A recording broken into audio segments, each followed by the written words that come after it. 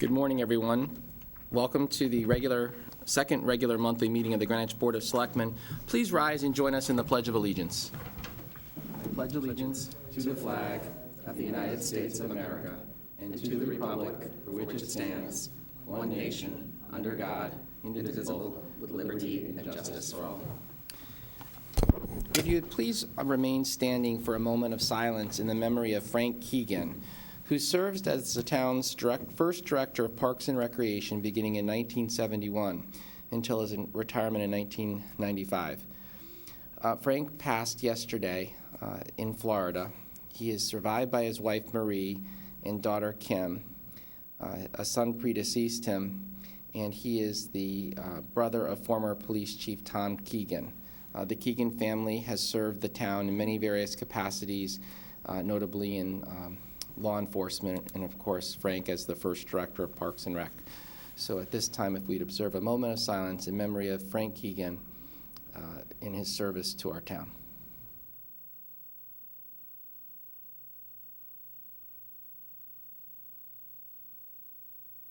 Thank you.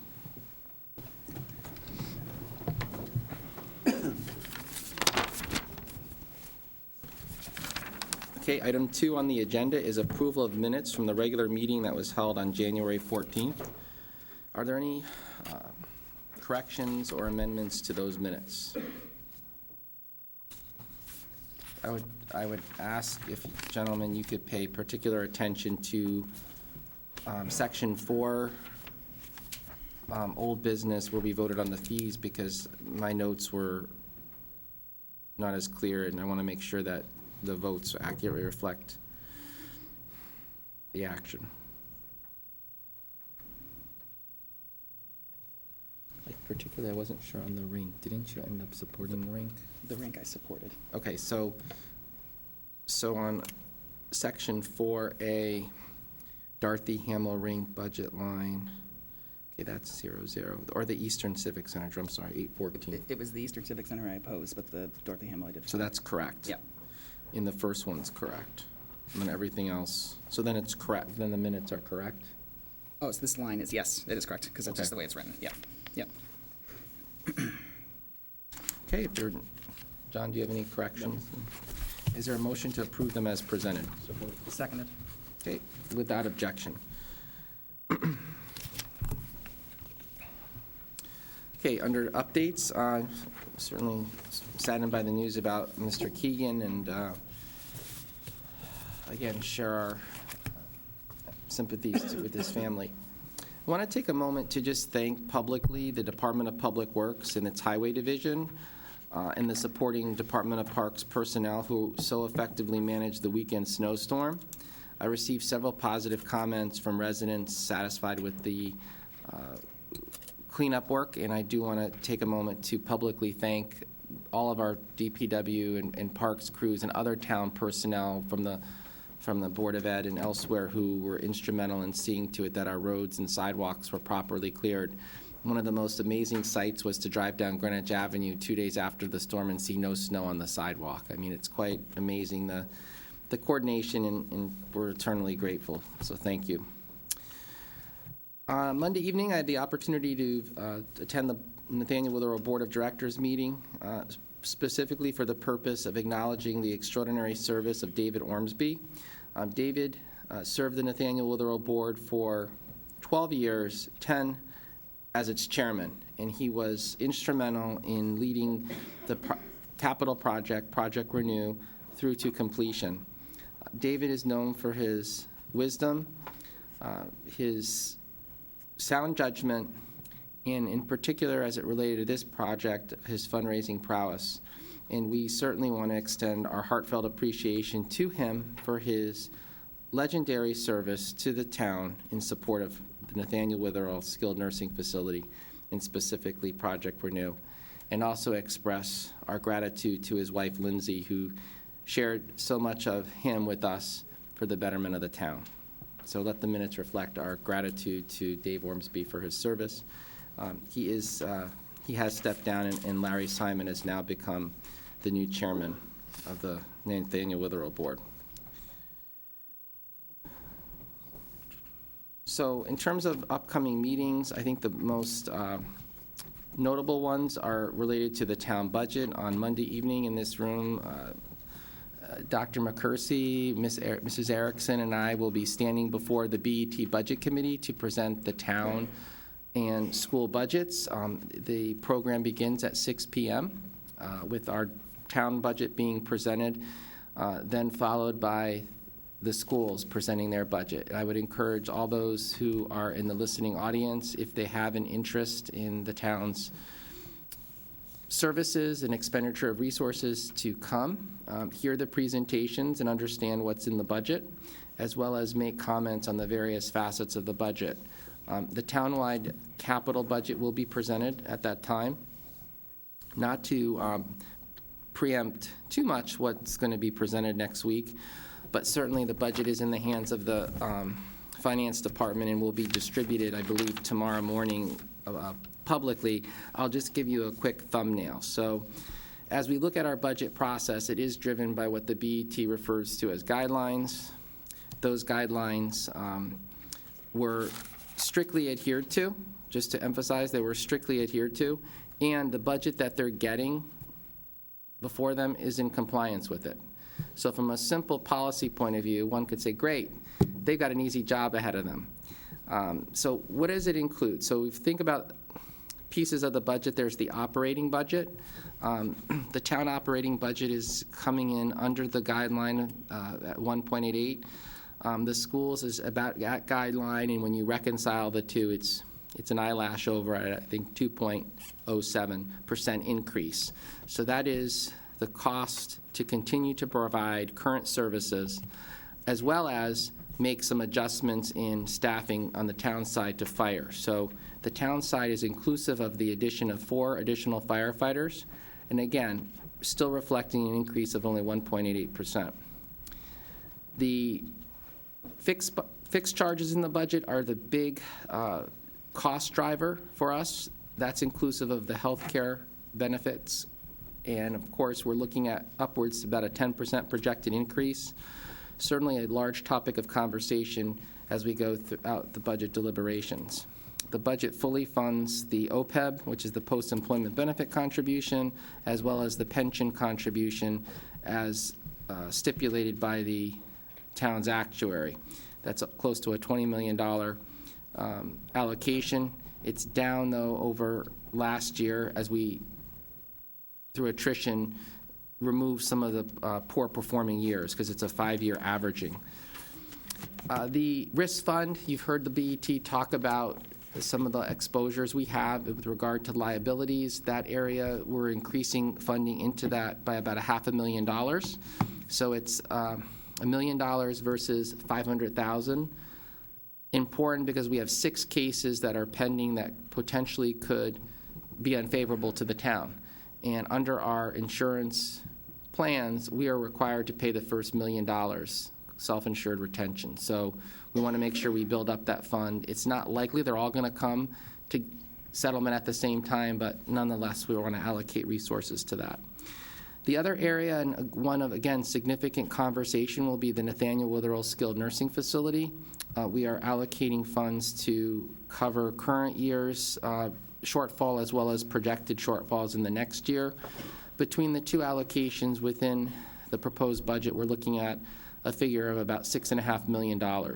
So think of that, $6.5 million is not a little amount in the context of the increases that the schools, the town, and departments are managing. So as we forecast the future, we know that we have to address this so that we don't crowd out opportunities to continue existing services for our town at the expense of this. Not that we don't support this, we do, but it has to be looked at very carefully within the next year. In addition, we are allocating additional funding to the school lunch fund. The good news there is that the experience with the school lunch program is improving, so the amount of subsidy has been reduced over what was initially projected. It's still an increase over the current year, but nonetheless, the figure that we initially were utilizing was $900,000, and it's dropped down to $650,000. So fixed charges are going up 3.7%. As we turn to the capital tax levy, we're looking at total capital of $72,479,000. This is reduced by about, $2.8 million, roughly, over what was initially presented. In many cases, those things that were pushed out were looked at in context of, where we are in the planning for them. Could we carry them over and not impact the objectives? So that'll be a further conversation with the BET, but what it did do is bring both the schools and the town's capital requests within guideline. And I think that's important to underscore, that they will have guidelines, they take them seriously, well, so do we, and we worked hard to make sure we lived within them. Another important point to make in this is that we continue to increase the amount of the contribution to the capital non-recurring fund. Over the last decade, it's gone up $3 million, or it was projected to go up $3 million every year. Some years we have flat funded it because that $3 million was to help offset some of the other increases. This year, we've made the BET happy. We haven't taken from that, so it's going from $41,847,000 up to $44,847,000. So they can't quarrel with that. Check that off, that's done. Coming down to the overall mill rate increase, we're looking at a 2.73% increase. And to just give you some perspective on what that means, if they were looking to reduce it beyond that, if they were looking to get a 2% mill rate increase, they would have to reduce this budget by $2,576,445. So pretty much giving you the budget thumbnail. How are we able to do that? We're able to do that because of fairly conservative budgeting practices, which does not overestimate our revenues, and because town departments in the schools very astutely manage their resources, which means we wind up with a fund balance. Our fund balances are healthy, and those fund balances are being used to offset all these extraordinary increases. So as we look at our financial picture, we can be satisfied that because of a long history of conservative budgeting practices, we have these monies available to cover these extraordinary costs in healthcare, the skilled nursing facility, the lunch fund, and so forth. So that's it. And again, we'll get into more of the initiatives. I do want to express my extreme gratitude to Town Administrator Ben Branyon. This budget would not have been brought in within the guideline without his direct involvement with the town departments, with the schools, with just about everyone. And it's his first year, and I am thankful every day I come to work that he's in the position he's in, because he's made my job easier and as it relates to the budget. And so we'll continue to meet with budget members, budget committee members. We've been very involved with Mr. Lash, who's engaged with us several times. We are also now going to be meeting this afternoon with Mary Lee Kiernan, who's the caucus leader for the Democrats, to give her an opportunity to hear what our budget is in advance of the presentation and get some feedback from her. Our biggest initiative in this budget is with the fire services, and it will be something we'll be expending a lot of time in over the next several weeks, making our case and discussing some of the information that's been developed. One of the things that we do have that came through is the Insurance Service Office reassessment of the town and its firefighting capability. A lot of it has to do with infrastructure, water resources, and manpower. So that'll be an integral part of it, and we'll look forward to that next week, beginning on Monday. Item 4, old business. We have again before us from the Board of Education a request for municipal improvement to the Lebanon Elementary School. We are now looking at a new option that is driven by the fact that this board was not satisfied with the prior options. I think the direction from the board was clear, and I think the interpretation and result of that direction was well received, and we have before us the results of that. So I do want to acknowledge in the audience several people who are with us today, and namely the chair of the Board of Education, Laura Erickson. I saw the chair of the Building Committee, Mr. Walco, as well as several members of the Building Committee. Pardon me if I don't go through all of them. You'll all get acknowledged at some point, but nonetheless, we have Richard, right, from Tai Soo Kim with us, and Barbara O'Neill, Vice Chair, is with us as well from the Board of Ed. Claire, once I go down this road, I'm going to miss somebody. Dr. McCursey, Jim Rickey,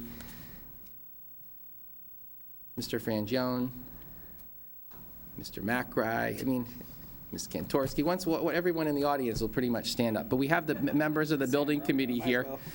And so at this time, I'm just going to yield the floor to you, Richard, to present the work product, which has been endorsed by the building committee and the Board of Education. And again, once we're through today, if advanced, it then goes to the planning and zoning. Thank you very much. Mr. First Selectman, members of the board, town manager, Mr. Branyan.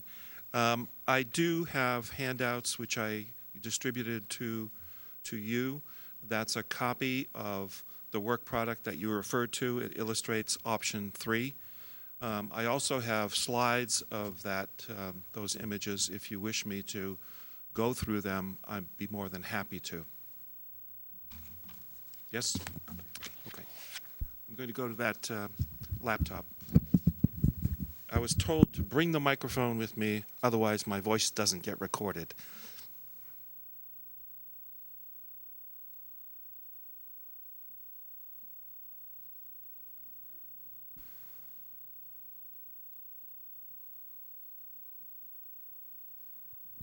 Just to step back a little bit, the last time that we did meet with the Board of Selectmen, you gave us very clear direction on the limits of development that is required.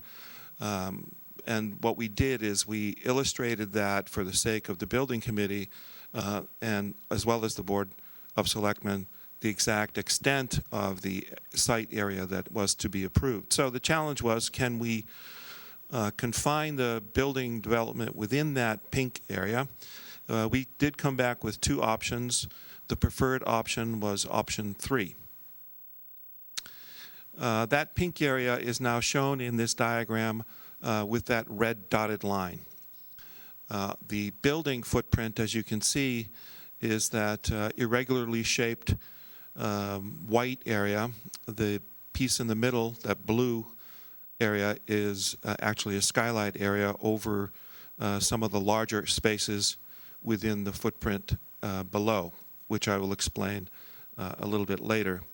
And then up on the upper plateau where the existing building is, we're planning to develop that with an adequate number of parking spaces, a bus loop that can more than accommodate what is required, as well as 2 play areas which are significantly bigger than what the school currently have. And you'll notice that there are 2 play areas. One of them is for the primary grades, and the other is for the upper grades. And the reason is we have to separate those ages in order to meet school safety standards. As you enter the building, you enter the building from 2 points where you see those little triangles. Those little black triangles indicate on the left side the main entrance into the school, and then on the right is the entrance into the kindergarten area. This is the main level.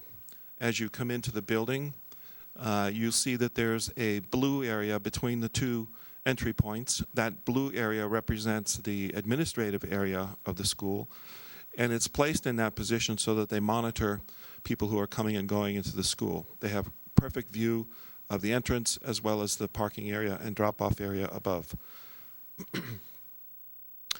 Now, there's a very open circulation that goes all the way around the media center, which is that light yellow area in the middle.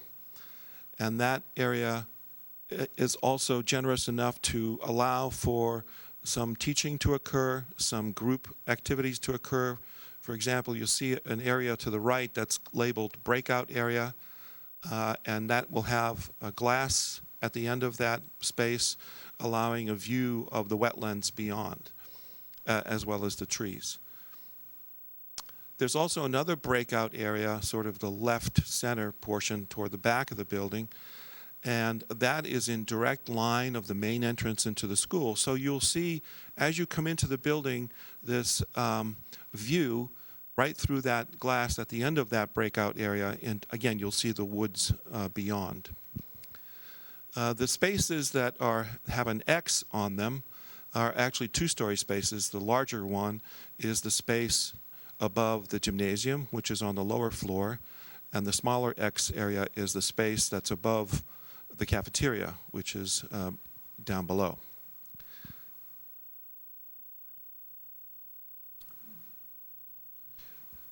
In the lower level, you see there's the gymnasium, and it has a stage area as well as a storage area. Now, I should point out that in addition to adhering to the guidelines that were established by the Board of Selectmen by limiting the footprint of the building within the pink area, we're also very conscious of the property line that currently exists along the northern edge of the building.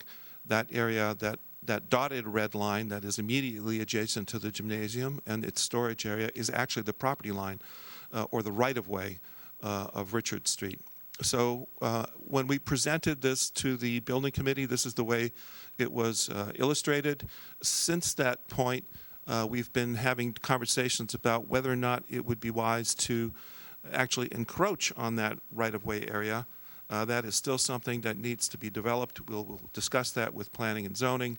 But even if we were to do that, even if we were to encroach onto the Richard Street right-of-way, it still would be within the pink area.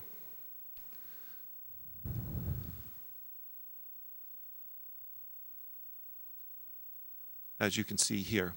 The Richard Street right-of-way is right here. And actually the pavement sort of comes up and curves a little bit and then ends up going further along Richard Street. There's a gate approximately here right now.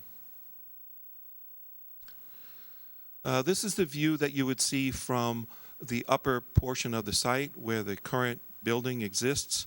As you can see, it would appear to be a one-story building, and that's because the building footprint is elevated.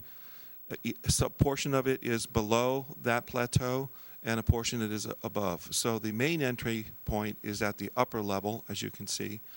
And while we have not made a commitment on the kinds of materials that we will be using, this is just a first blush to look at what the scale of the building would be as you see it when you approach it from the drop-off area.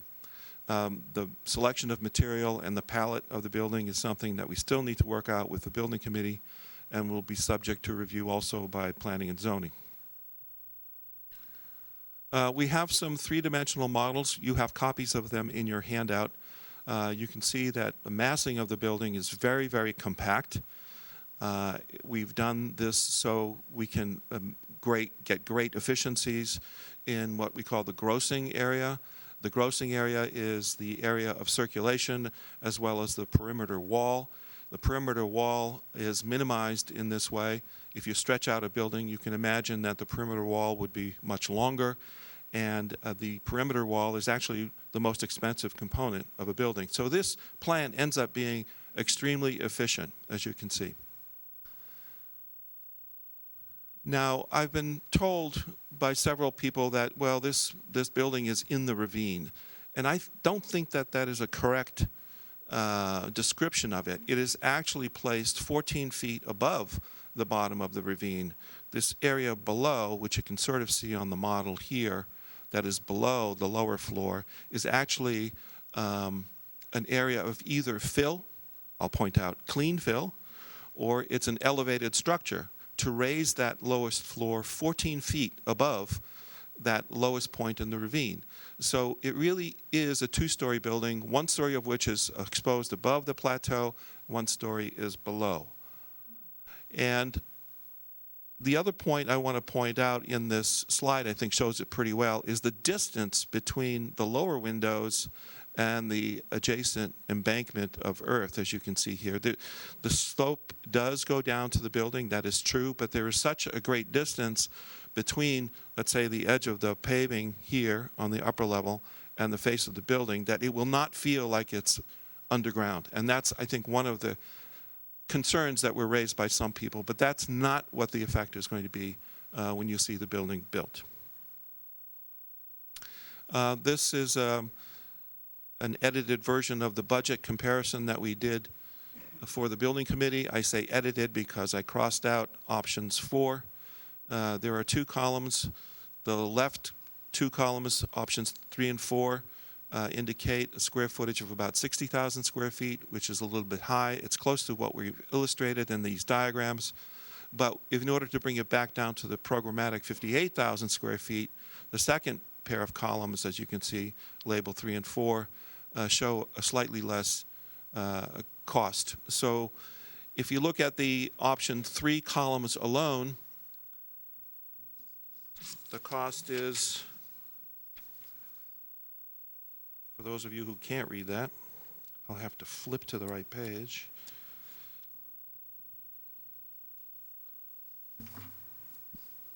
Is for the building and site work alone, plus all the associated soft costs, furniture, moving expenses, that would be a total project budget anywhere from $32.4 million to $33.2 million in round numbers, depending upon the ultimate square footage that we end up with. Now those figures do not include the cost of any temporary classrooms. I know that's still under discussion by the building committee as to whether or not that should be part of this budget. But if that were to be included, then we would have to add an additional $2.1 million, which, as you can see, raises the range of total potential cost. Some of the key factors that were used in evaluating all of the options is the distance to I-95, the number of trees that would be removed, the play area, and this is sort of what I alluded to earlier. The existing play area is only 9,000 square feet. We're proposing to more than double it to 21,300 square feet, which means that we end up with 62 square feet per student, that again, twice the existing square footage, even after we add the population that is expected. The number of parking spaces is 85 compared to the existing 19, and the queuing capacity of cars is 40. And I don't think there's hardly any queuing capacity in the existing site. I know this is difficult to read, but this is an overall project timetable. We are approximately here, still in the early schematic stages. We have another 50% of schematic design to do in order to fulfill the planning and zoning requirements. We are hopeful that this board will agree that this option meets the requirements of the original MI request, and that we are authorized to proceed by the building committee to finish the schematic design work. One more point.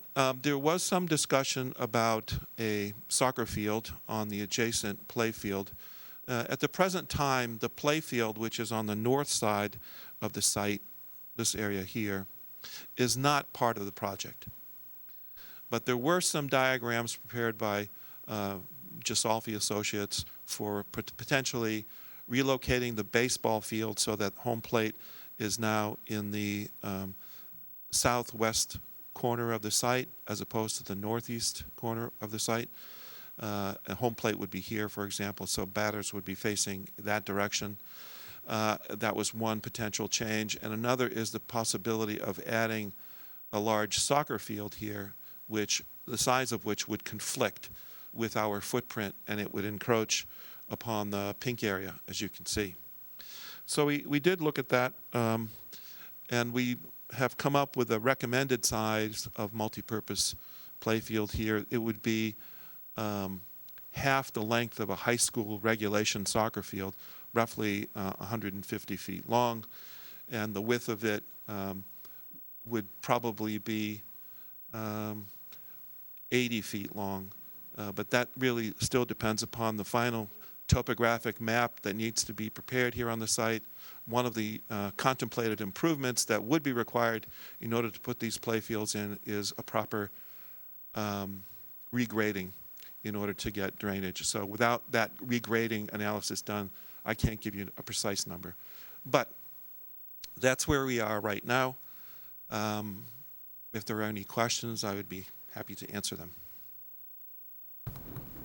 Thank you, Richard. So do members of the board have questions? We'll entertain those first, and then I did not mention what I typically say at the start of the meeting. It is a public meeting, not a public hearing, but the chair reserves the right to call upon any interested attendee to pose a question or make a comment on any matter that's before the board today. So we will do that, but just want to make sure that the members of the board have a chance to get their questions answered. No questions, but an observation. I'm disappointed that the Building Committee and the Board of Education did not make better use of the upper plateau. I think the cars get the better deal here. And let it go with that.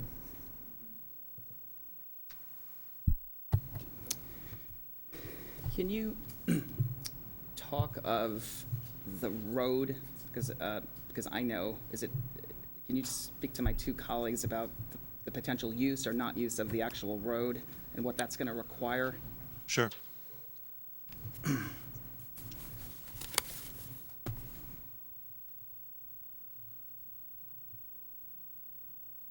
Okay, let's go back to the site plan.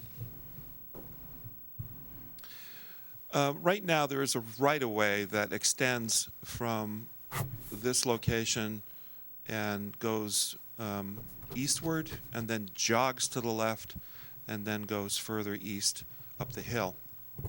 And right now, there's a gate here so that there is no through traffic. And the pavement out on the site right now does not meet state or does not meet town public road requirements. It really is more of a parking lot. So it's really not functioning as a street. It's not a through street. And in fact, the pavement traverses across the right-of-way to the north and then curves around and aligns with the portion of Richard Street that's furthest to the east. And there's quite a bit of discussion with the building committee about what do we do with this pavement and this right-of-way. And as I said, at a more recent committee meeting, the committee asked me if it's possible to encroach across that right-of-way if that right-of-way no longer is functioning as a right-of-way. So that's one thing that needs to be addressed, what needs to be done if it's no longer a right-of-way. And we need to find out whether, in fact, it was ever accepted as a street. And I'm not sure that it was. So that's one issue. And then the other issue is what do we do with the traffic?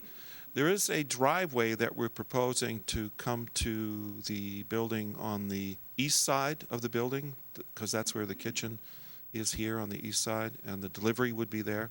So we're suggesting that we have a proper cul-de-sac circle built at the bottom of this slope. And then there would be a gate, again, at the western edge of that circle. But from the circle would be a spur for delivery only. So if the planning and zoning agrees, we could make a connection to the upper Richard Street and provide service to the building on that side.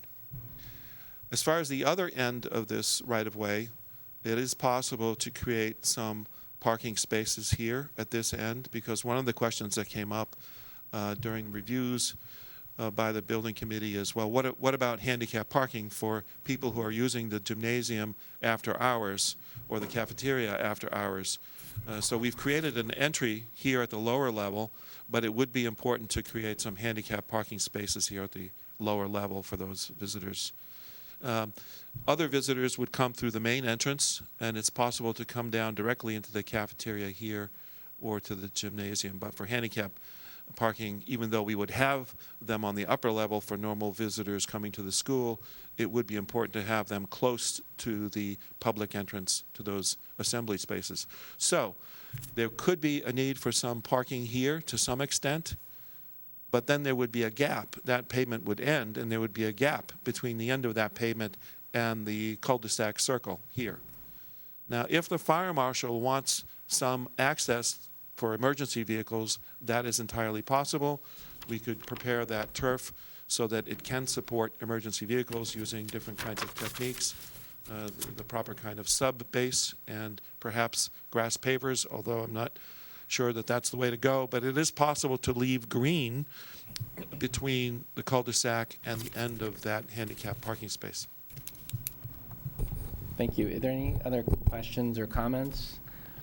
I just wanted to acknowledge one of the concerns or points I made at a previous meeting was about the roadway, and if in the future there would be a necessity to detour traffic there if there was an incident on Delavan. And I was enlightened by Representative Bacino, Mike Bacino, who's here with us today, that in fact there is an alternative to that, which is to come through Tingyu to Wessels, and that Wessels would be that. So that addressed my concern. I didn't recognize that initially. I just want to acknowledge that for the record, that he was kind enough to point that out to me. So thank you very much. So for purposes of, we'll take comment, but for purposes of further discussion, since you've made the presentation, I'd look for a motion to move the approval of option 3 forward. So is there a motion? There is. So it's been moved. Is there a second? Second. So it's been moved and seconded. Further discussion and comment, as I said, we will gladly take comment. Mr. McRae? Nick McRae, alternate member of the Greenwich Planning and Zoning Commission and resident of Byram and professional architect. Members of the board, I'd like to just shed a little bit more information on the paved area down to the 9 parking spaces through some more research. That was part of a site plan that was actually creating a permanent situation from what was a temporary parking area during the construction and additions and alterations to the library. That was actually put in, so there were some more spaces. It was actually a gravel area. There was a request to have it paved over. The right-of-way still exists, but we would actually, if we move forward with the project, that particular site plan aspect would be negated. And the gate that's actually was added was a request of the neighbors to prevent through traffic.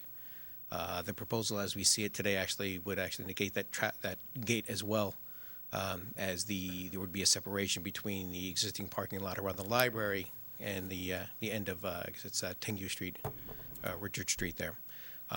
Understanding that the 9 spaces and that small driveway were just a small portion and an add-on when the library was done, and really isn't a significant part of it. If that is removed as a driveway and parking spaces, the right-of-way would still stay, but it really would have no use for the project other than just the right-of-way still remaining on the map. Thank you. Great, thank you. Thank you very much, Nick. Mr. Pop? Good morning. I'm Matthew Pop, landscape architect, 54 Mead Ave. I'm very familiar with the site. I looked at the site plans, the option 3 site plan, and I share Selectman Toner's disappointment that they didn't use the plateau, the upper higher ground of the site for the building. I thought that was the direction that you provided them at one of the past meetings, to build at the high end of the site. What's bad about building in a ravine, it is in a ravine, is that the building is down low. You enter the building from the 2nd floor. You have to access the building over 2 awkward, I think, bridges to get to it. And the building is just down low. It's kind of hidden. I think we want a building that's up high.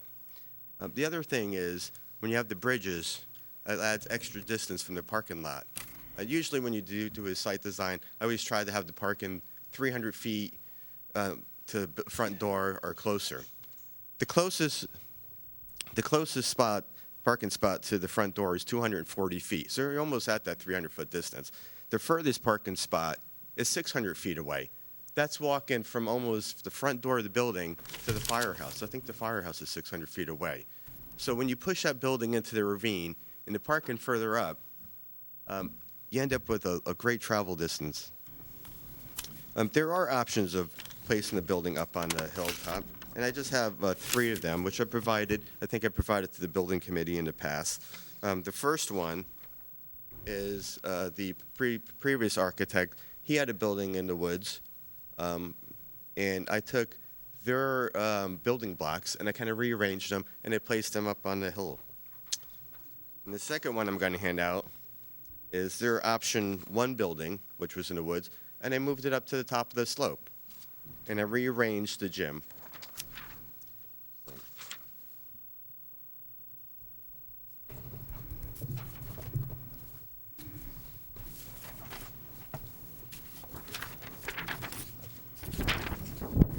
So there are alternatives of building up on top. It will require blasting, which I think is fine. This site plan, option 3, is probably going to have blasting anyway.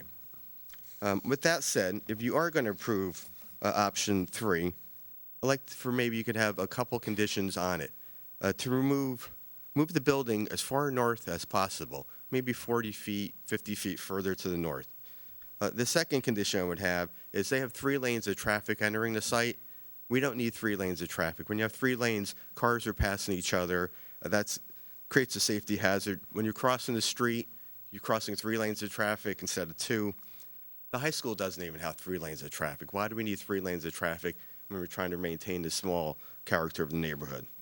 The bus loop, I think the bus loop is sized for 8 buses. I don't believe there's 8 buses supposed to be here. I thought it was more like 4. So if it's 4 buses, reduce the size of the bus loop to 4 spaces. In the parking lot, I think they should use some of the library spaces in their account, because the library spaces are currently used. So again, reduce that space. So in my opinion, the building still should be up at the top of the hill, where it belongs, and not down, in the woods, which I'm hoping that we end up saving. Thank you. Great, thank you, Mr. Pop. Just for information purposes, we were advised early in the process that the Board of Selectmen cannot place conditions on municipal improvement referrals. But what I would suggest is if you would be kind enough to place your comments in writing and provide them to the recording secretary, they will be accurately reflected in the minutes. The minutes will accompany the transmittal of the MI, and then the planning and zoning will have a clear understanding of what your issues are when they look at it in a more detailed plan level.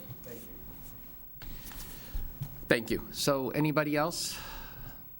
If not, the motion has been moved and seconded. All those in favor of Yeah. Mr. Marzullo is the Board of Selectmen's representative on the building committee. Before I vote. Okay. I would first like to say at times, as frustrated as some have expressed about Greenwich Town process and specifically elected boards' roles and responsibilities and what crosses the line of what this board should be opining on.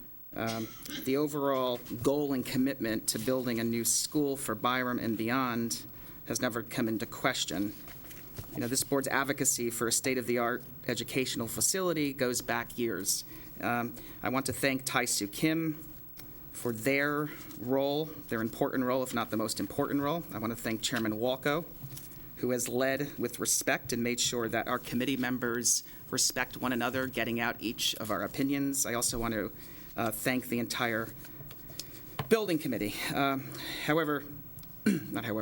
I envisioned a brand new school in the beginning, I envisioned a school on top of the hill, up high, as far away as the ravine or as far away as 95 as possible.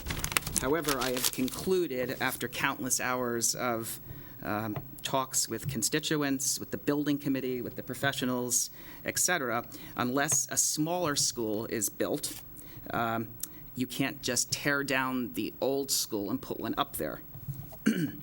When we reference roles and responsibilities of each branch of government, educational needs or educational specifications are the responsibility and are the direct responsibility of the Board of Education, not the Board of Selectmen. It's one thing for us to opine on a location. It's another thing for us to opine on what we think the school needs. That's for the superintendent and the Board of Education. But what the kids need and deserve at this time needs to be moved forward. So I will be voting in favor of advancing, referring the MI as presented to P&Z, and look forward to continued collaboration and what I can do using my voice to advance this process. I would like to talk briefly about process. I'm going to deviate a little bit from the school, but the ongoing theme about process and when and what role the Board of Education, the Board of Selectmen, the Finance Board sometimes directly affect one another. Like I said, it's one thing for the Board of Selectmen to opine on where a school should go, but once we start to talk about educational needs, I think we have crossed that line. Just as a school is desperately needed for Byram and beyond, a new fire station is also needed for backcountry and beyond. I'm using this opportunity to talk about process because just as the specifications for the Board of Education decide, operational issues in the deployment of emergency personnel rests with the fire chief and the fire commissioner. I asked the Finance Board to fund the modules. I asked them to fund the modules as soon as possible, giving the students a condition that, quite frankly, is better than what they are now, safer when construction is used, and it'll enhance their education. Selectman Tessie campaigned on this issue. He wanted a mandate, and I look forward to working with both him and Jim Lash to achieve such. On a personal note, and I don't speak of what I do for a living often, I have seen firsthand burn victims. I have seen firsthand what it's like to be waiting in a car with children and waiting that extra minute that sometimes feels like an extra 4 minutes. And I say that not lightly. I say that not crying wolf. I say that because that's a reality. So when we talk about process and we talk about boundaries, we all have to respect that. I am excited and honored to continue working with the building committee, and I will be supporting the MI as noted. Thank you. Great, thank you, Mr. Marzullo, and thank you for your service to the board as a member of the building committee. So I just want to acknowledge everyone here now that I had a chance to accurately assess in the audience. So I want to acknowledge the building committee represented here today, Steve Walko, the chairman, Claire Kilgallen, Jake Allen, Patricia Kantorski, Laura Erickson, chair of the Board of Ed, Nick McRae, Will Schwartz, as well as the professional staff at the school's administration, John Frangione, of course, our superintendent, Dr. Bill McCursey, managing director of operations, Jim Rickey, facilities director, Ron Matten, principal of New Lebanon, Barbara Riccio, and Board of Education Vice Chair, Barbara O'Neill. In addition, Representative Michael Bacino is here, I believe specifically interested in this topic, so I acknowledge you. Also, Representative Camillo is here in attendance, Mr. Pop, and if I've excluded anybody, pardon me, but I just want to thank you for your time and attention today, specifically those who have been with us throughout this whole prolonged process that my colleague outlined. So, thank you. So the item's been moved and seconded. All in favor? Aye. Opposed? What? Reluctantly? So 3 in favor, none opposed, and the item will be transmitted from our office to the Planning and Zoning Commission with all the requisite documents. So between Ben, Kathy, Ronnie, that letter will get written as soon as we have everything, and it goes to Planning and Zoning. So thank you, everybody, for being here today. You can stay. Steve, where are you going? It's going to get fun now, Steve. Yes. The next item on our agenda under new business is a a pleasant request. The request is made by our state representative from the 151st Assembly District, Fred Camillo.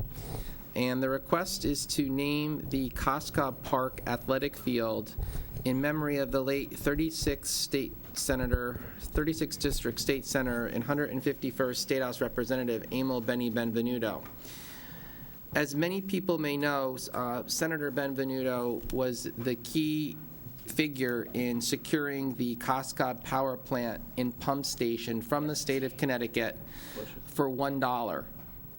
This was quite a momentous achievement. Anybody who is familiar with the history of the Coscob Power Plant knows that it was quite a blight on the residents of Riverside in Coscob as it spewed out coal ash and so forth all over the neighborhoods. But Benny was instrumental in procuring this land for the town, and I'm going to call upon his successor, following the footsteps of Benny, Fred Camillo, to come forward, because it was Fred's. And I also acknowledge Sam Romeo is here. Sam is chairman of the Housing Authority, but he's with us today as a community leader and a friend of Benny's, and was also very instrumental in working with Benny to see this come to fruition. So, Fred, Representative, the floor is yours. And Richard, thank you. Oh, thank you, Richard. Thank you, and good morning for Selectman Tessie, Selectman Toner, Selectman Marzullo, Mr. Branyan, and guests.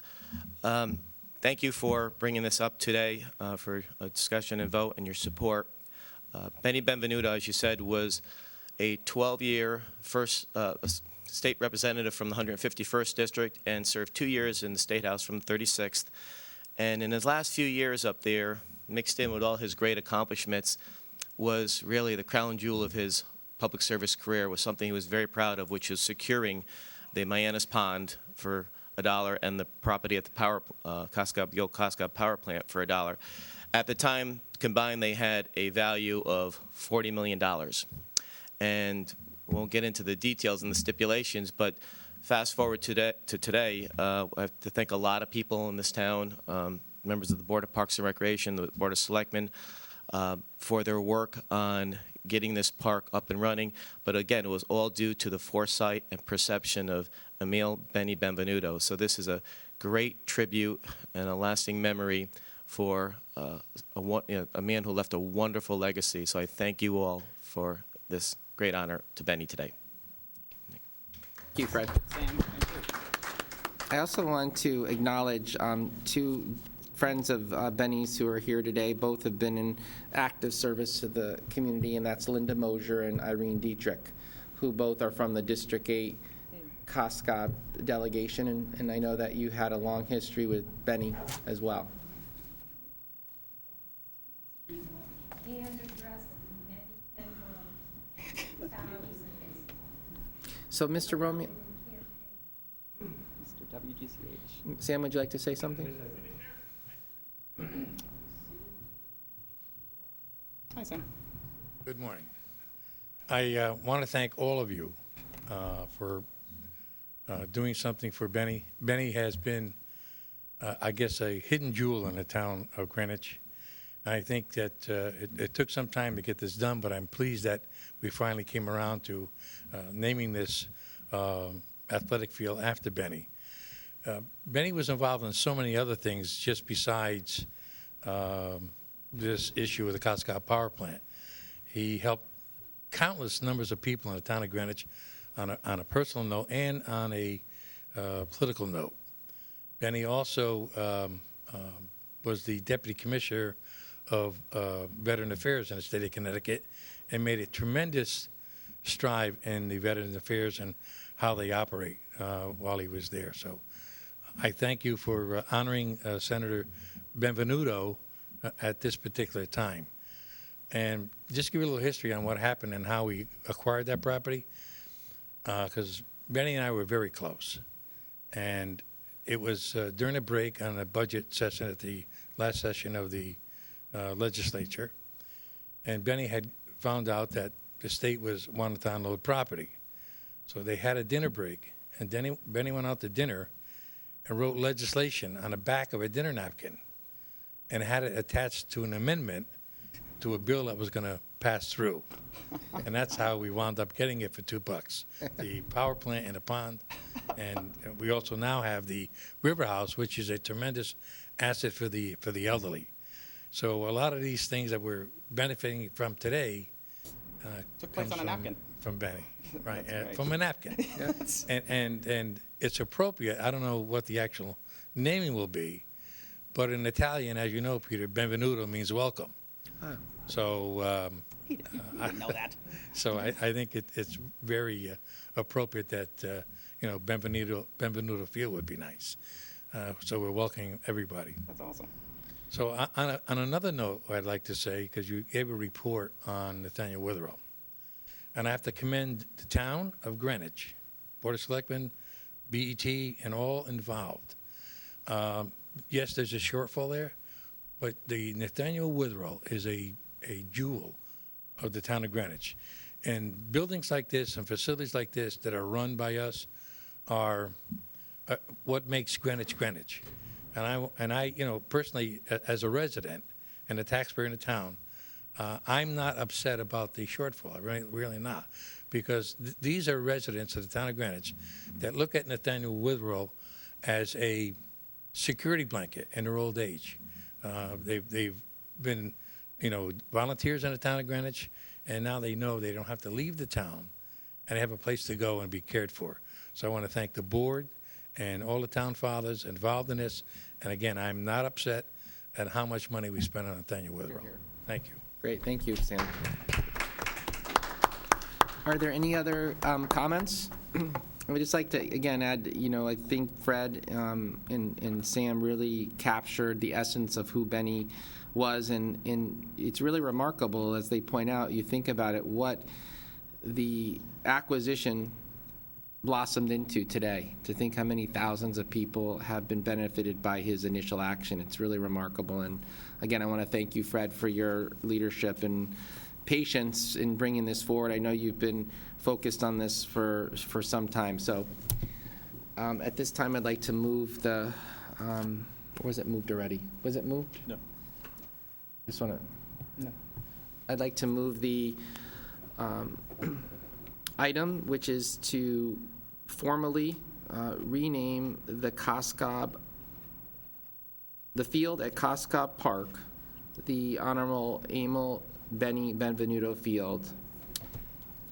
Second. So it's been moved, seconded. All in favor? Aye. With pleasure. So unanimous, and Fred, I guess we'll work with you and the Department of Parks in terms of signage and some type of formal ceremony to commend it. I know that Benny has a brother, right, who's with Tony, who's with us still, and it would be nice to have him there to see this come to fruition. And thank you, Mrs. Dietrich and Mrs. Mosier, for being here today. We certainly welcome you to stay and hear the rest of the meeting. Thank you. Yes. Okay, moving on, we have new business B, which is a request for temporary road closure on Cherry Valley Road.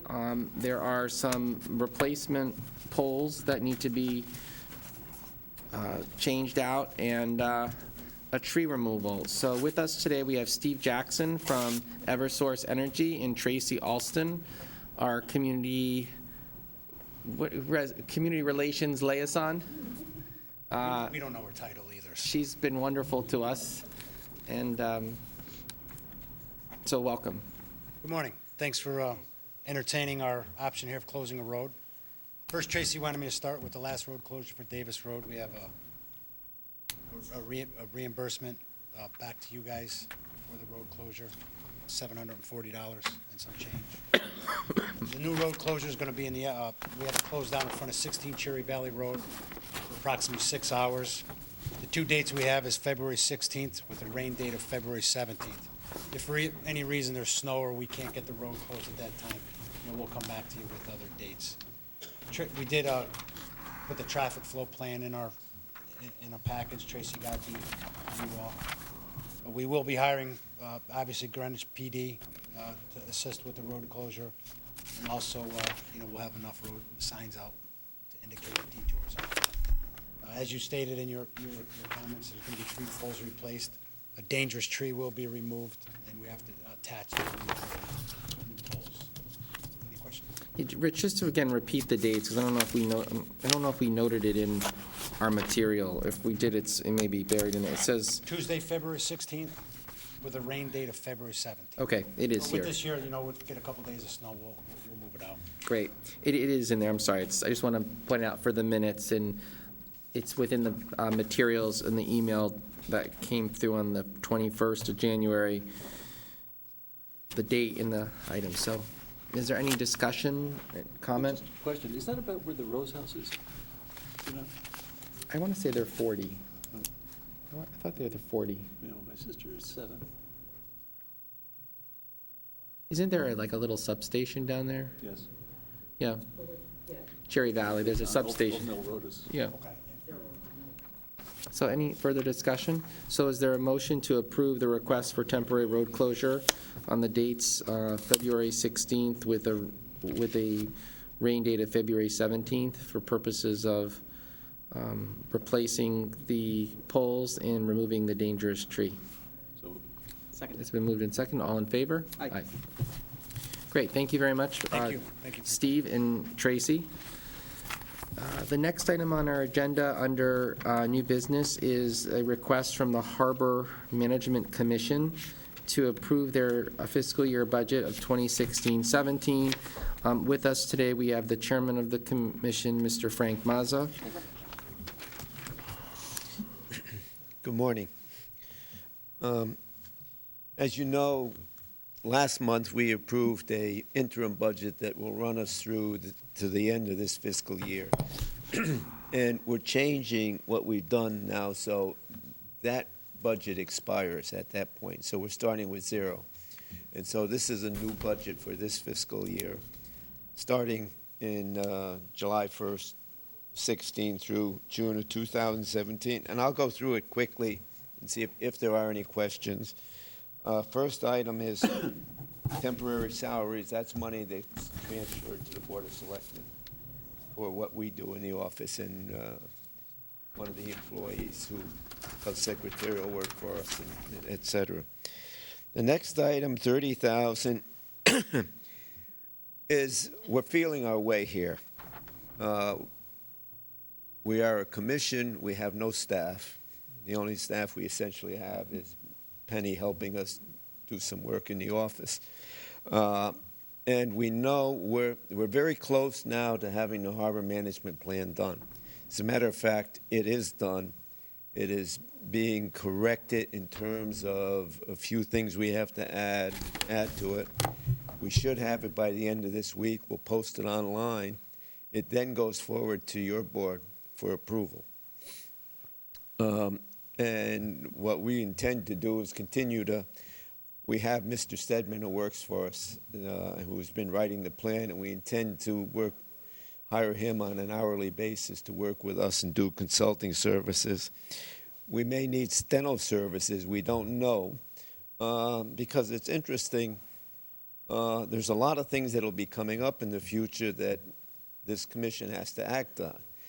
Supposedly, or supposing, according to state statutes, anything that is an application from deep for a dock, the commission has to act on or at least review. Same thing with anything with Planning and Zoning Board of Appeals, Historic District Commission, et cetera. Anything that is in the coastal site plan is subject to review by this commission. So it's really a process where we're feeling things out. We're not sure exactly what we'll need. Now, this item is also probably a little controversial because this would be the account if any money is going to be paid to the harbor master. It would come out of there. Okay. We also have $5,000 in there for enforcing mooring regulations. And essentially what this is, there's never been any enforcement. People are ignoring registering for moorings. 2 years ago, we had income of about $50,000 from moorings. Last year, it dropped down to around $41,000 because people are saying, I don't have to bother and get a mooring. And the idea of that $5,000 is if we have to, we can start pulling moorings. And I think people will then get the message that there will be some enforcement of it. As I said, this is also the point where there may be, if there's going to be payment to the harbor master, again, something that you have to all approve. There is some feeling in our committee by some members that the harbor master should be reimbursed something. There's two sides to that story, and it's going to become a controversial thing, and I would assume it'll be back to you sooner or later. But Frank, just a question. So the whole reason, I mean, for the harbor master in part is to regulate the mooring field. So we've had now years of discussions about validating where moorings are, properly registering moorings. If someone were to walk into the selectman's office, or if I were to be working for Miss Yeager from Greenwich Free Press, and she said, Peter, go over to Town Hall and provide me a list of where all the mooring are located, how would we respond to that request? Do we have a verifiable document that's open to the public? We would respond that we don't have that information. As far as we know. He's not providing it? Hmm? Because he's not providing. Correct. As far as we know, he has never actually permitted a mooring in 4 years. He uses some term of preliminary provisional mooring permit, and he's come into our meetings and said, I cannot permit a mooring until the harbor management plan is complete, which is totally false, contrary to state regulations. But it's what we're dealing with. And we've asked him for information. As you know, last year we had to you filed a Freedom of Information request to get some information, and we finally got some, and that was simply a list that we already had of people who had paid for mooring. It's a mooring registration fee. It's not the permit, because only the harbor master issues the permit. Excuse me, to make the distinction publicly, we can produce a list of those people who paid a fee to register a mooring. We cannot, due to the fact that the harbor master has not provided it, show where those moorings are located because he's unwilling to provide it. I just want to understand, because to me, that's the essence, as I know, primarily what the harbor master's duties are. So I think that begs a more significant question that's been out there as to why we would even begin to contemplate to further provide remuneration to someone who's not performing the task.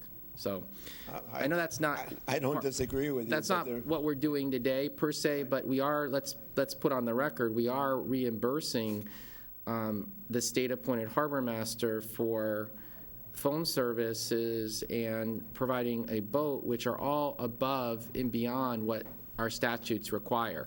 So when we have individuals on the commission like Mr. Quigley who make these, cases to provide remuneration, my question is to do what? What we know now is he's not fulfilling the existing obligation. So I will not be supporting providing resources for that reason, number one. Number two, the moment the person becomes an employee of the town, then they have to subscribe to all the rules and regulations of the town as a town employee, so which means they have to go through background checks, physical, and so forth. So be careful what you wish for in terms of the level of scrutiny that the individual has to comply with, which for now the state has none. Essentially, you raise your hand, and if someone works you through the political process, you're it. So I know that's for another day, but it's important to get on the record, and I would, again, if I were working for Ms. Yeager and was asked to request that mapping, I gather we would be Zippo, and we would have to perhaps file a Freedom of Information request to get it. I'm with you. I agree with you. I mean, we asked sometime last fall, we had gotten to discussion about moorings down in Greenwich Harbor, and there was an area where there were like 25 moorings, and there were about 8 or 9 boats on them. and we asked the harbor master if he would give us the list of the names of all those mooring holders, and his reply was, only if you pay me. You know, so that's what we're dealing with, but, you know, that's some, Extortion to me. yeah, it's something that we're gonna have to work on in the coming time. Well, just for clarification, though, can I ask then, if Ian, though, because he's going to request through the committee money for fuel, money to fix the boat, phone bill money, are you saying then we're not, who's going to be responsible for that then? We do that. All right, so We're this is giving him something, okay, this is, so the This is money. above No, and we're beyond. doing that Okay. now. So the basic person, could you just for clarification say what he's being provided? We take care of the boat, we provide the boat, we provide basically secretarial services, we provide Okay. for his phone bills. And if he submits to us qualified expenses, we'll provide and pay for those. We don't have a problem with So it. this, We just spent $1,800 on the boat last month as it was hauled out of the water for winter maintenance. So we're doing those things. Frank, who does the maintenance? Does the town do the maintenance? No, it's done, the Parks and Recreation handles it. Catalano Brothers, who has a contract with the town to service boats, does it. And that's the $4,000 in your budget? That's the $4,000. Yeah. Yeah, I'll go through the rest of them quickly. Huh? Very high. You know, it's a boat and you never know. And it's an old boat. We may not spend that much money, but believe me, you can spend money very quickly on a boat in terms of repairs and what you might have to do to it. so what's the, I'm still confused, what's the extra money then, Peter, that it's not funny, what, I'm confused. What's the extra money for then, that he wants? Which The one we're not going to be, Well, not supporting. well, it's not before us, but what's been Oh, proposed is okay. that this position be provided a salary.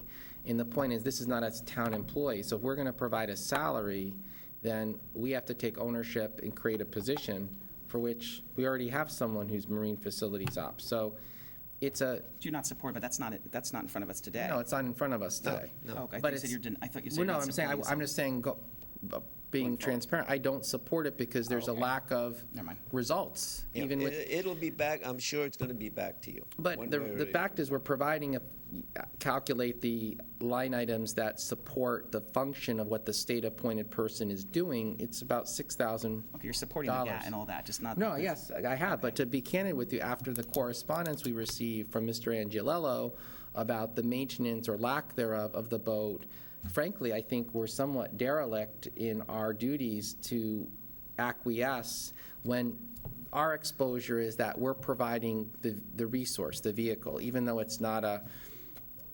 town-appointed person. So Who would pay for the gas then if we don't?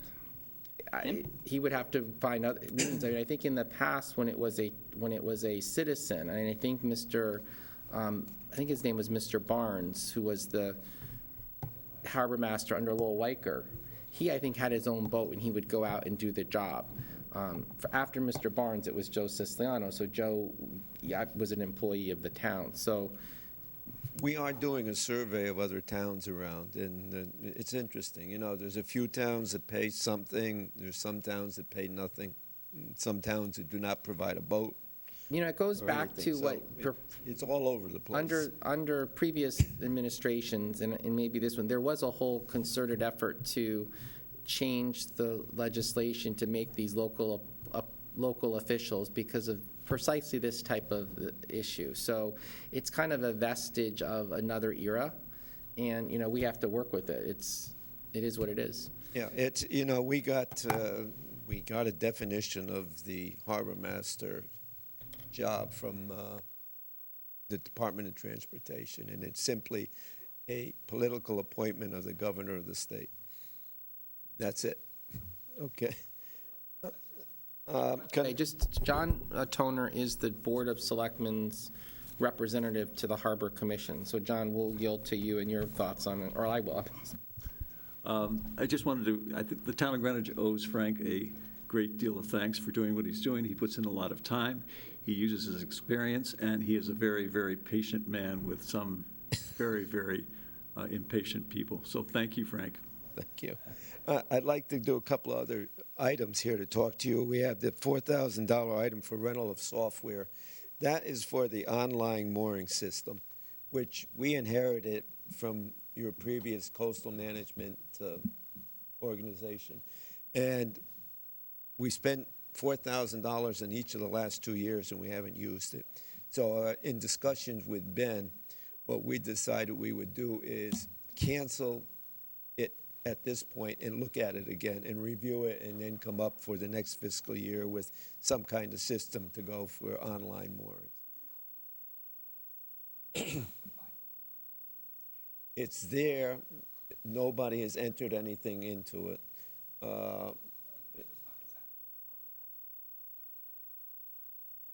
It was the harbor master doesn't want to use it, apparently.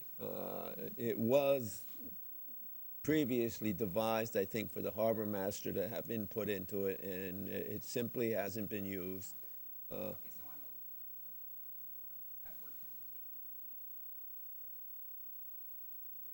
We send an application out to everybody's name that we had who has a mooring each year. Right now, this is a responsibility of Selectmen, because until we have a harbor management plan. Who has the locations of where they are? Like where is it in a file cabinet? I mean, where?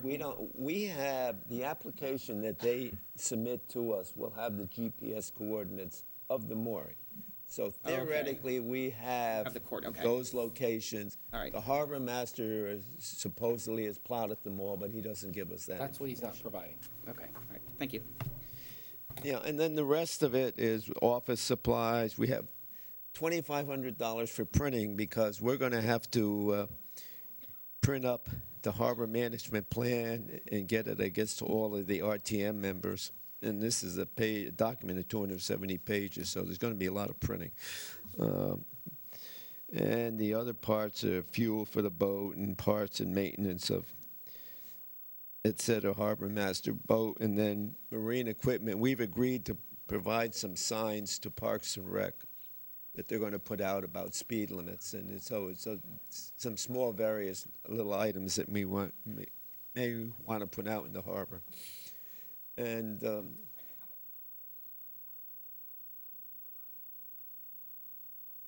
right now is in the account. Well, we had a new request. I think it was December of about $26,000. There was around 18 or 20,000. That's what's been appropriated. In other words, in the account now, it's about 225,000. In the that's the reserve fund. Okay, that's the reserve fund. Okay, and we draw out of that.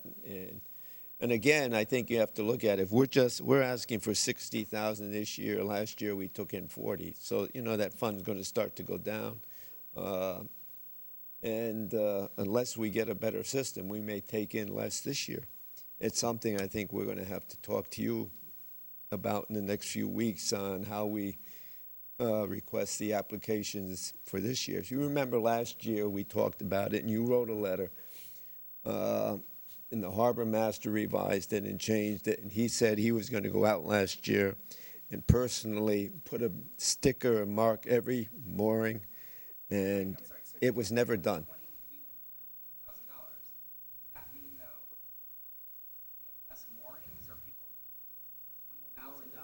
No, less people are paying. There's no enforcement right now in the mooring permit. You can't go out there and look at a mooring and say, well, this person has paid or that person has not paid. We used to send out a sticker every year. The town used to send, when somebody applied for a mooring, the town would send them a sticker, and they had to put it on their mooring showing that they had paid for their. So what's the incentive for someone to pay then? If it's not very much. Well, if it's going to get out there that $20,000 worth of revenue, people haven't paid, why would then somebody pay this year then?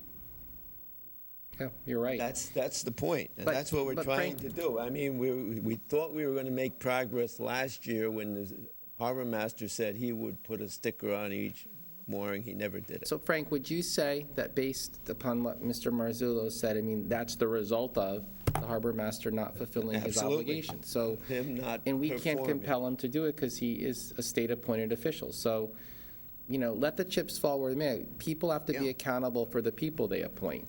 What we would like to do this year, I think, is what we'll probably recommend to you, is that we will, when we send out the new applications with the letter, we will buy stickers and we will tell everybody, we will send you, this is your mooring registration sticker, and ask you to put it on your mooring.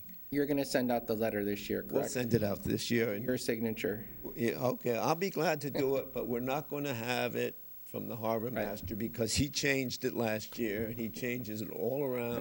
But I'll play devil's advocate, but from the what's the incentive for someone to pay? What if they don't? Because if we have sticker on the mooring balls, okay, and we know people have paid, we'll be able to go out and look at moorings that don't have a sticker on them. But what if they And don't then pay? we will then post them with a notice that if you don't pay or apply for this in whatever, a week, 2 weeks, we'll haul this mooring. That's what the $5,000 is for. But who, though? I mean, isn't that the harbor master's responsibility? The town has, under Order them. contract, it has a mooring vendor. Oh, okay, then We we're can back go to to that okay. mooring vendor All right. and do, no, the harbor master is not supposed to be hauling moorings, he's not supposed to be doing any of that. He has been using the town's boat to fool around with moorings and making a mess out of the boat, okay? That's been happening. It's not supposed to be. Increased expenses. I don't know whether you've seen the photograph that we have of it. Yes, you should. No? Maybe Mr. Toner can share it with you. Okay, I mean, so basically just looking for a motion to approve this. This then goes to the BET or no? It goes to BT, it goes through you. Okay, so, Because the resolution in the RTM Can we, says Mr. through Chairman? the Board of Selectmen to the, Can we at some point bring Ian in again? I mean, for what a purpose?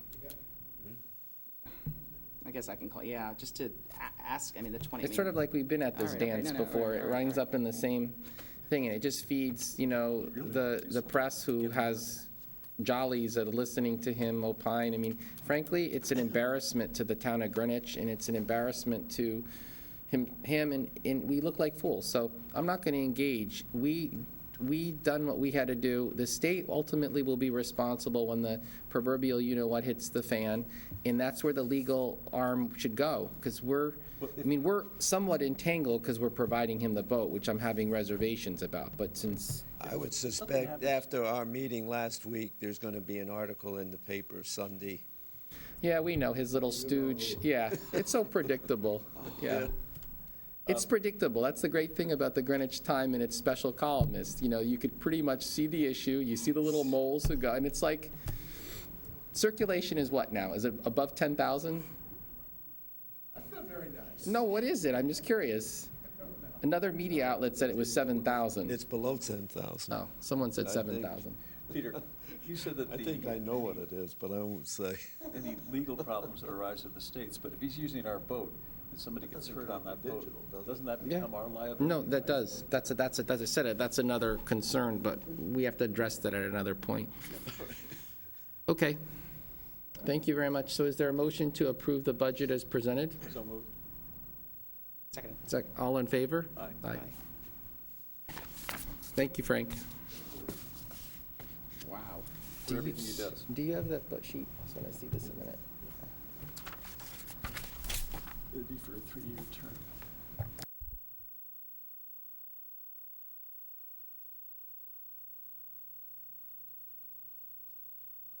Glad you talked about all that after Leslie left. So I'm glad you talked about all that after Leslie left, otherwise our next article is going to be Greenwich Time circulation under 7,000. Oh, of course.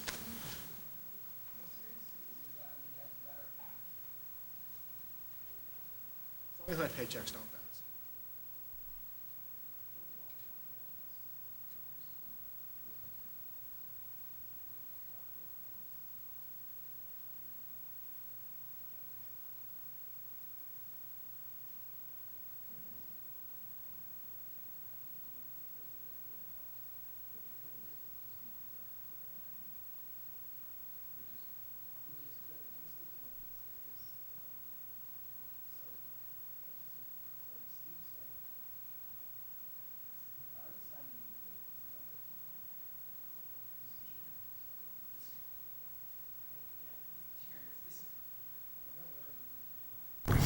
So that concludes new business. We're moving to appointments and nominations, and we are just going to reconcile some of the vacancies that we have, and we have a number of people who are looking to renew. So if we turn our attention to Nathaniel Witherell, we know Mr. Ormsby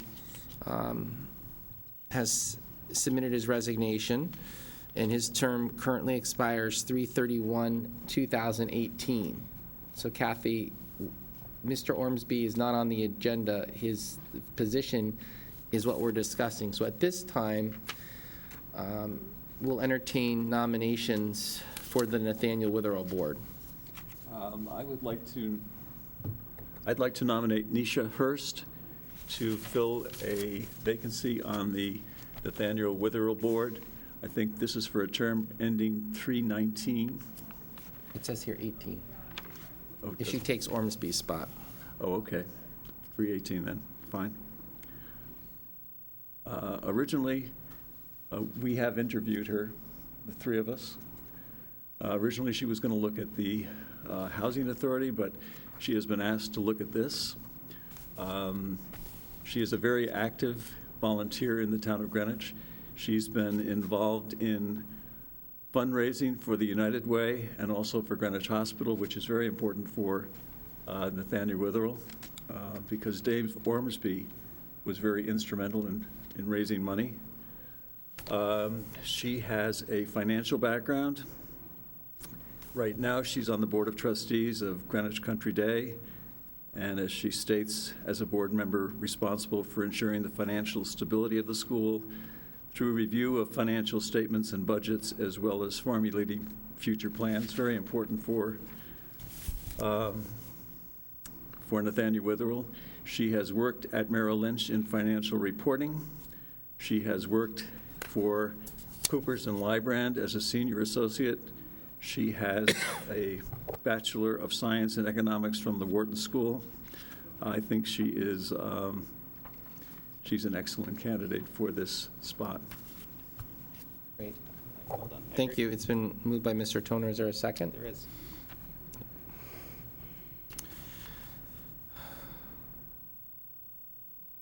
So the item has been moved. It's to nominate Nisha, N-I-S-H-A, Hurst, H-U-R-S-T, to the Nathaniel Witherell Board for a term expiring 3/31/18.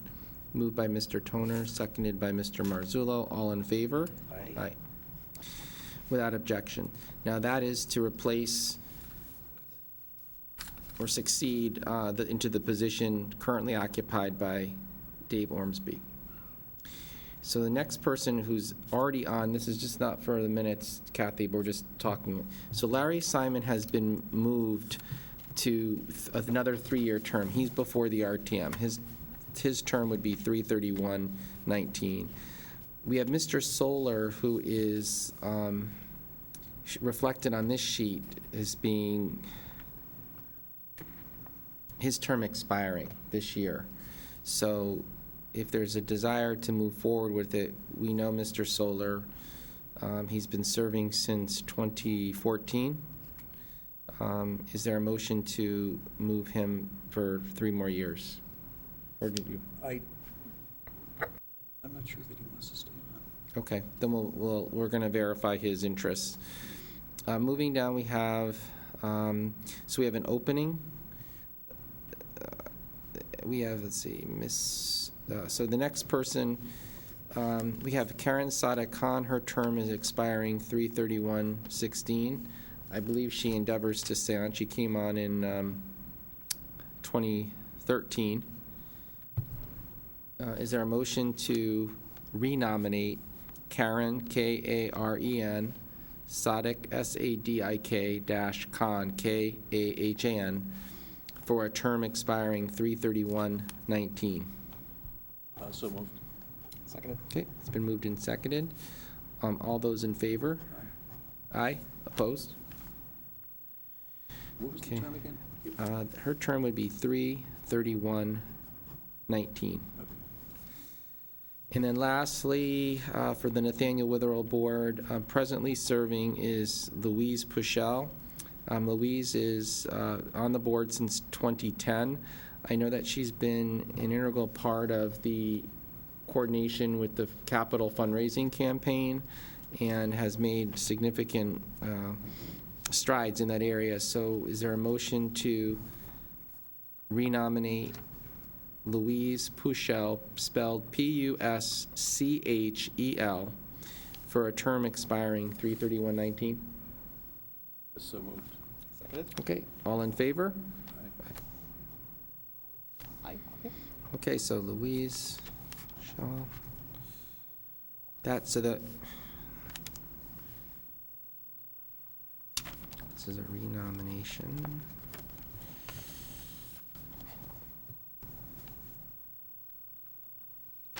Okay.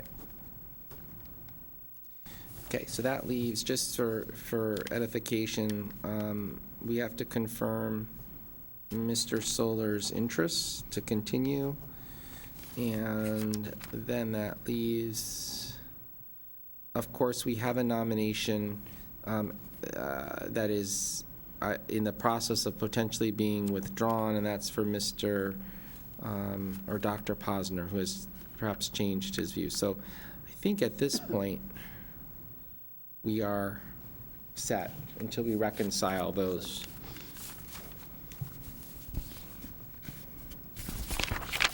Okay, looking at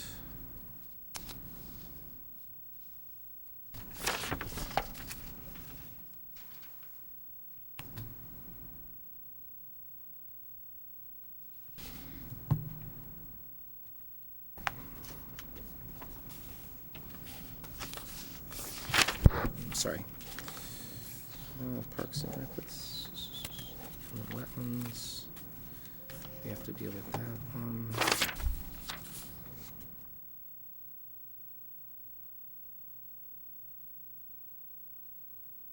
So just so we know, the Planning and Zoning Board of Appeals, we have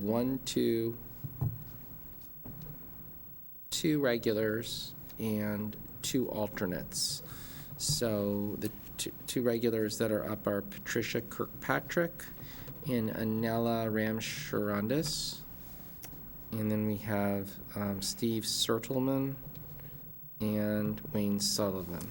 Actually, there is one. Brian Harris asked us to, remember? No, not Brian Harris. Yes, no, yeah, Brian he did. Harris. Yeah. He asked us for something with wetlands and a guy that has been on, and I'm comfortable. He wanted us to move Jay Schoendorf into the position Is it? of, I'm trying to remember, Jim Carr, if I recall. Yeah, and I checked his attendance record, and he's been good. I mean, and that's. Well, I also had a call from Mr. Salisbury about it, because can we wait till the next meeting? Just to verify that? Yeah. I don't know any of these people. But we do have to move them, because our next meeting is scheduled for February 11th, and that's school vacation week. But I believe if we don't act that week, we have until the 19th of February we'd have to have a special meeting if we don't. And then we would get them in for March, otherwise they'll be April. Can we identify the people that would have to come in for interviews? Yeah, well, we could sit down with this list and Yep. reconcile it against SNAC. Right. So we had Harbor, we had several names, so we had Lieutenant Bonnie is not seeking, so we have an opening. We have Mr. Ingraham, Bill Ingraham, resume came to us, Mr. Carlson. Do we want to address that now? We moved Miss Gibbons. Mrs. I don't know. I think I know who he is, but I'm not sure. He's the retired fire department lieutenant we recognized. He's the Commodore of the Mianus River Boat Club. Okay, then Do you know him? No? I've met him. I'm just looking for that on here. So we moved Loud. Do you want to move? I mean, I'll move him. I mean, now I know him. I don't need to meet with him. I see him. He's William Ingraham Jr. to regular member on the Harbor Management Commission for a term expiring 3/31/19. Second. Okay, it's been seconded by Mr. Marzullo. Discussion? How do you spell his last name? Ingraham? Ingraham, Okay. William Ingraham Jr. All in favor? Aye. And then, so that would fill the regular positions. Now, an alternate, we have the term of Gary Silverberg. And we have Don Carlson, whose name has also been forwarded. Don is involved with, Do you want to go ahead with this one? I'm gonna talk to Gary. true. We could wait, we'll wait on this one. It's a good point. We moved Julia Chiappetta, right? She's on the, we moved Dr. Khan. All right, well, we'll have to come back to these. So, that concludes appointments and nominations for today. So there were a total of 4. So HMC, William Ingraham,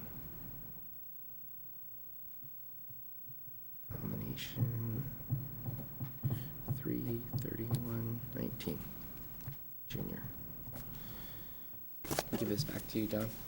Okay, that concludes appointments and nominations. We will be making a motion to go into executive session for the purposes of discussing some pending litigation. Specifically, we have on our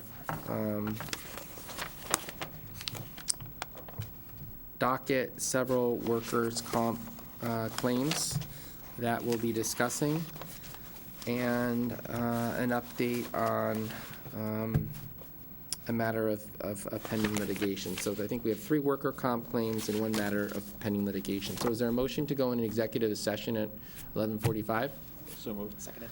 It's a move by Mr. Toner, seconded by Mr. Marzullo. All in favor? Aye. Okay.